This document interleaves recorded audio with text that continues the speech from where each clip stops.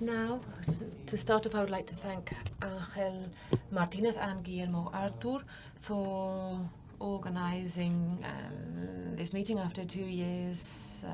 We've finally been able to hold another seminar. I'm going to talk about the capitalization pension systems compared to pay-as-you-go systems with particular reference to Latin America. And what I would like to say is that we are very concerned in our region about the decisions, the political decisions that are being taken, which look as if they're going to weaken the systems for individual capitalization against the opinions of economists and experts, people who know the most about these matters. For example, in Chile, they have had 3 withdrawals from pension savings schemes.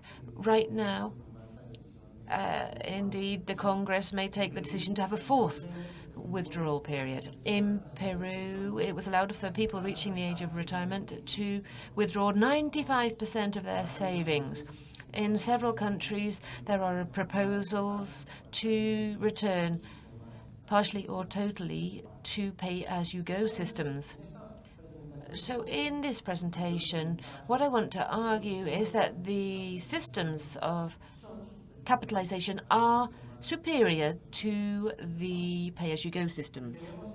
And we have to make an effort to explain to politicians and the public the risks of the decisions that are being taken or the decisions that are being considered. It's not easy to give these explanations because, just like everywhere in the world, we are living during a time of populism, the post-truth period, the ideologization of public debate. And I would like to begin by talking in general terms, because we have 2 systems. We have pay-as-you-go, according to which the pensions are paid directly from the taxes from the workers, which was invented in 1881 by Bismarck in Germany.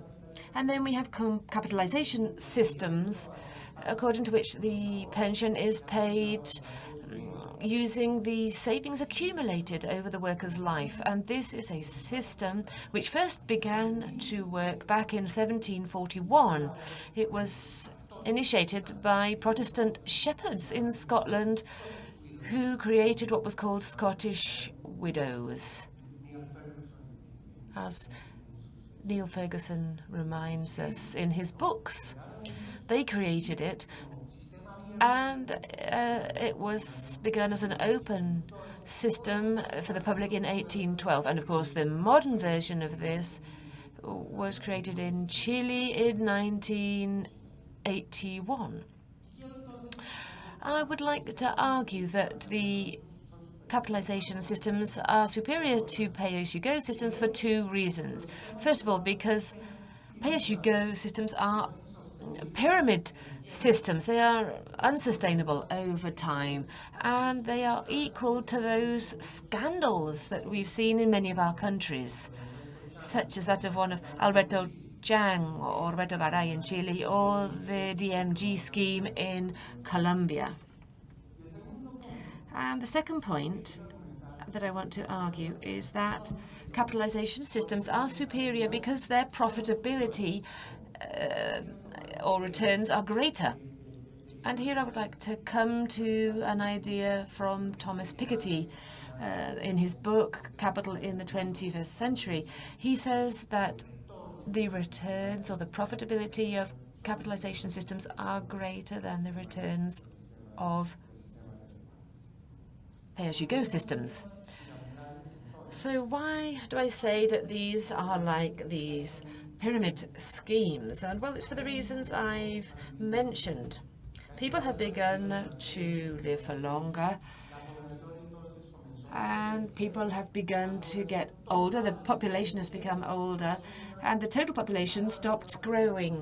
We are looking at change in the composition of our population, and the number of active workers per retiree began to fall. Now in Chile there are 4 workers, and in 2050 there will be just 2, and by the end of the century there will just be 1.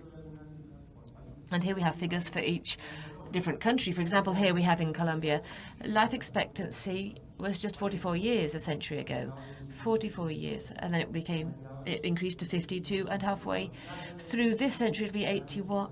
And then it'll be 88 by the end of this century. So here we have those numbers. For Latin America, similar figures. And halfway through the century, in our subcontinent, the life expectancy was 51 in the middle of the last century, and in the middle of this century it'll be 80, 81 and 87 by the end of the century. And the total population in Colombia, it was not even 5 million 1 century ago. Halfway through this last century it was almost 12 million, and now it's around 50. And then the population will begin to fall with a similar trend for the whole of Latin America. Midway through last century it was 168 million. Now we're talking about 653. It will reach a peak and it will drop, and before the end of the century we'll be looking at 680 million. And so if we talk about this pyramid, I'm sure you're familiar with this, but we need to explain it and visualize it. Above all, when talking to politicians and the public in general in our countries, it's very useful to see it in this format. This population pyramid, here we can see the situation in the middle of the last century. Many, many children we can see here, many, many young people, and very few old people at the top. People then began to live for longer, and this is what we have now. This pyramid is no longer a pyramid. We've got less children, less active population, more older adults and more elderly people.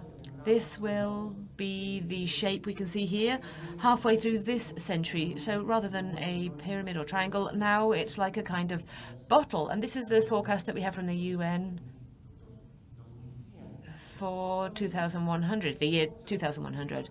And this also can be explained by looking at the relationship that we saw with Professor Milewski. Active workers per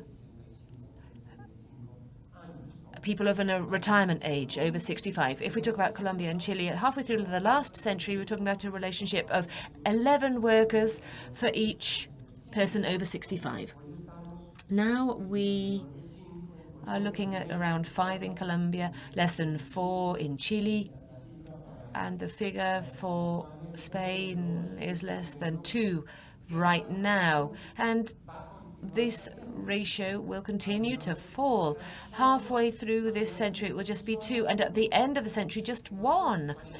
So when you have this relationship, this ratio which is falling, it becomes impossible to pay the pensions. It's impossible for the workers to pay the pensions of the elderly population. We would have to increase the contributions hugely, or reduce the replacement rates, or increase hugely the retirement age, or use money from the budget to fill that gap. This is a pyramid. It's really a financial pyramid. Because why? Well, when young people today become retirees, there will not be enough young people to pay their pensions. What sounds so wonderful and so lovely, this idea of intergenerational solidarity, does not exist. And I'm sorry, but I will say that that is a farce, because pay-as-you-go systems are real Ponzi schemes, pyramidal schemes. And people who retire are often the ones who most contribute, the people that have the most years of contribution. And the ones that contribute the most are the ones that already have more income. And so in my country, amongst others, for example, this is intergenerational transfer, which is unsustainable, but it's going from people with lower incomes towards people that have higher incomes. So it is indeed a subsidy for the richer people. We could look at this in even more complex terms. If we increase the amount of casual labor, well, the real relationship, we have that real relationship. We saw those figures. We're supposing that everybody contributes, but not everybody contributes to the system because of the amount of casual labor, which is huge in many countries. We could be talking about huge levels of casual or informal economy. And so it's becoming more and more difficult due to the increased digitalization of society, robots, Internet of Things, which are all replacing the real human jobs due to the use of Internet of Things and algorithms and robotics. So we are seeing a reduction in the contributions as a result of this. The second reason for which capitalization systems are superior to pay-as-you-go systems is related to their profitability or their returns. The profitability of capitalization systems is all about capital returns, which has tended to fall in most areas, in almost all areas, and much more so in developed countries compared to emerging countries. But nonetheless, they are falling in all areas. The pay-as-you-go systems also have profitability, and this is something that is not discussed a lot. It's equal to the growth of the working population plus the productivity per worker. And this is the difference of R minus G from Thomas Piketty in his book, Capital in the 21st Century, according to which he argues or explains the concentration of capital and wealth. But for those of you who have not read this book, I invite you to read it because he deals with the issue of pensions, not in great depth, but he mentions it, and he argues that because of this relationship, because the R is greater than the G, the capitalization systems, Piketty argues, are superior to pay-as-you-go systems. And nobody can accuse Piketty of being a Chicago boy or a neoliberal, but that's the argument that he gives. That's the argument given by Piketty. In a study that I worked on with colleagues and which was published in Bogota in Los Andes University, we calculated these relative profitabilities for different countries, Bolivia, Colombia, Costa Rica, and there we showed how the profitability of capital in these countries has been significantly higher to the profitability of pay-as-you-go systems as estimated, according to Piketty. Looking at the differences, we can see differences between different countries. For example, in Colombia, the profitability of capital of pension funds has been 8%, real rate of 8% in previous years, compared to 2.8% of the growth of the real wage mass, or alternatively, the growth of the labor force with regards to productivity. So what Piketty argues is that really, if we take into account just these considerations, capitalization results are better than pay-as-you-go. And in developed countries, Europe, Spain, England, the change is no longer possible because the pay-as-you-go systems are too advanced, and to make that transition would be too costly. But in many countries in Latin America, we achieved this, and from what we've seen in the presentation so far, gradually here in Europe and in other countries, in Australia, in the United States, they are incorporating elements of capitalization. Pay-as-you-go versus capitalization in the long term.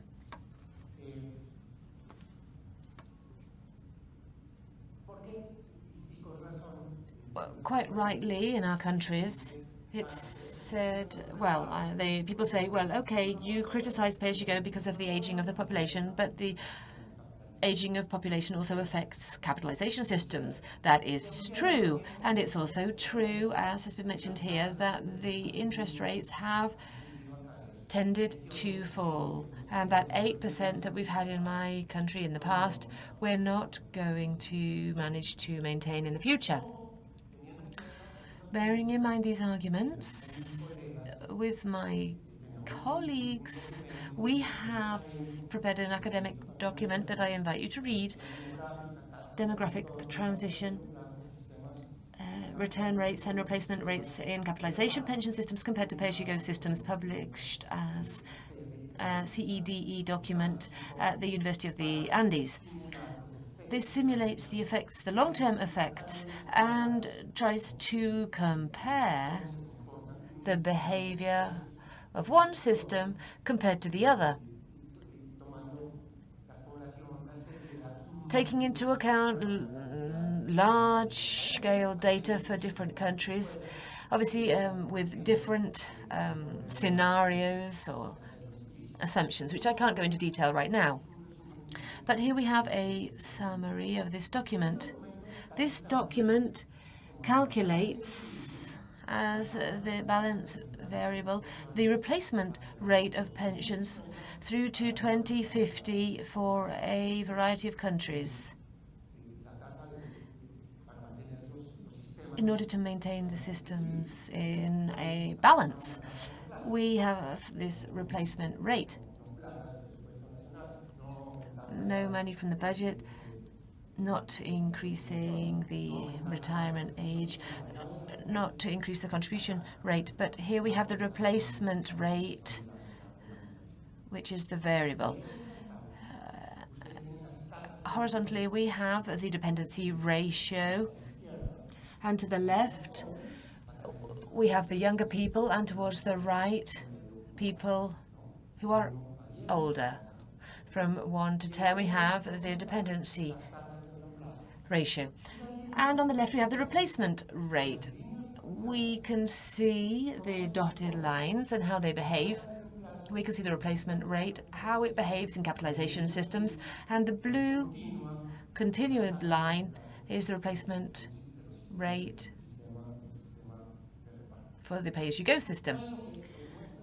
What this graph shows is that if you are a young country with a dependency ratio which is very low, you have many young people, supposedly they're all working, all contributing, and very few elderly adults. That means you can pay replacement rates of over 100% even. And those replacement rates are comparable to the replacement rates of the capitalization systems with 5% real interest rates towards 2050. So now what's happening? Well, we have an aging population in the countries, and we're seeing that all of the replacement rates are falling, even in capitalization systems, of course. And when the dependency ratio is very high, only with real interest rates which are very low, the replacement rate for pay-as-you-go system are equivalent to the capitalization rates with interest rates of just 1%. So the conclusion of this study is that in the long term, under these scenarios of an aging population, as we can see, the capitalization systems beat the pay-as-you-go systems. And this is what's happening, as we've seen in the presentations already this morning, as was shown by this study, also by FIAP, and against what the ILO has said in their documents. This is what's happening in the world. There are more and more countries that have have capitalization components.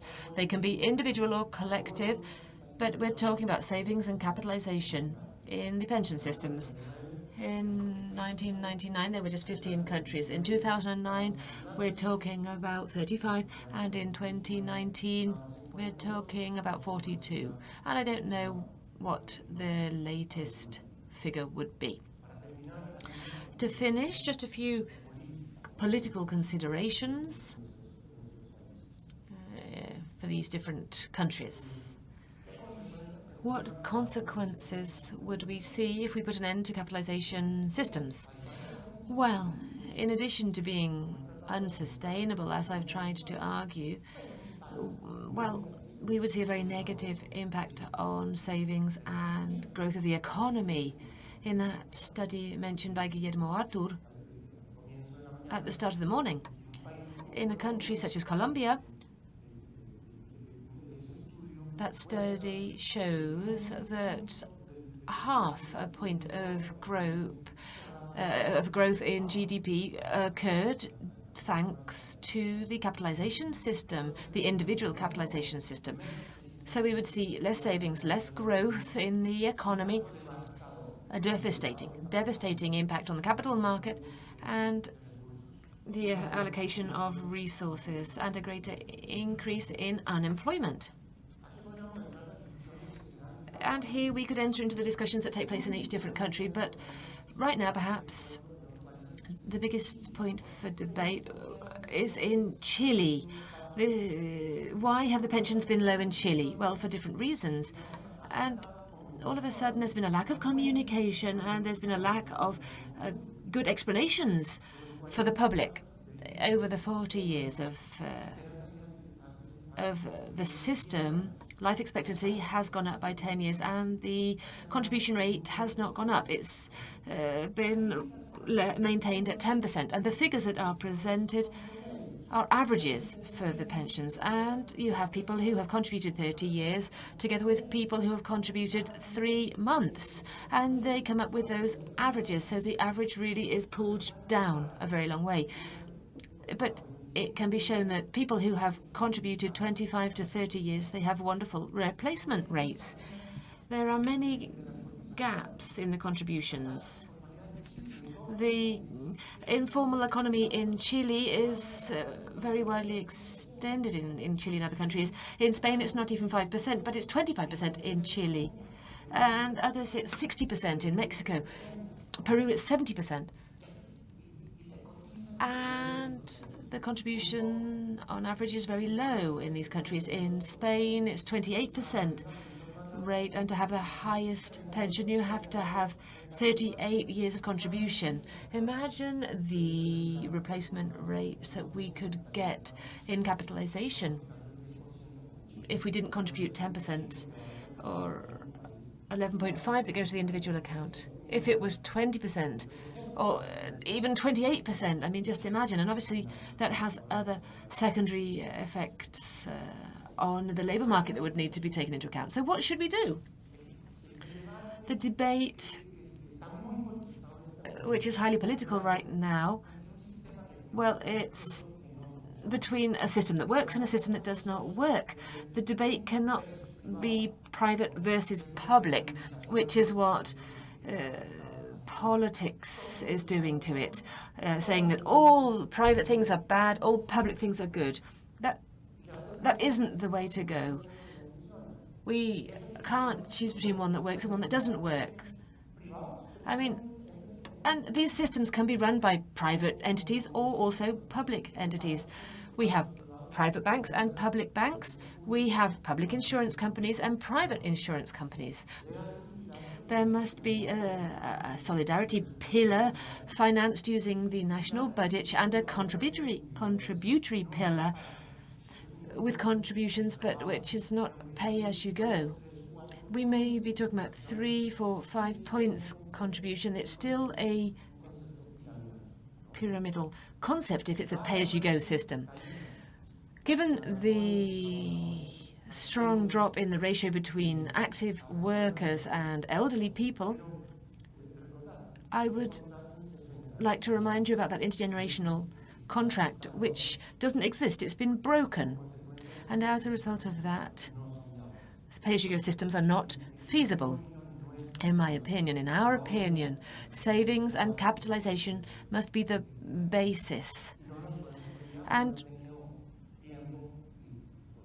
we mustn't forget, I haven't had time to analyze other issues, such as the informal economy or digitalization and robotics, which aggravate these problems in our countries where we have pay-as-you-go systems. Thank you very much.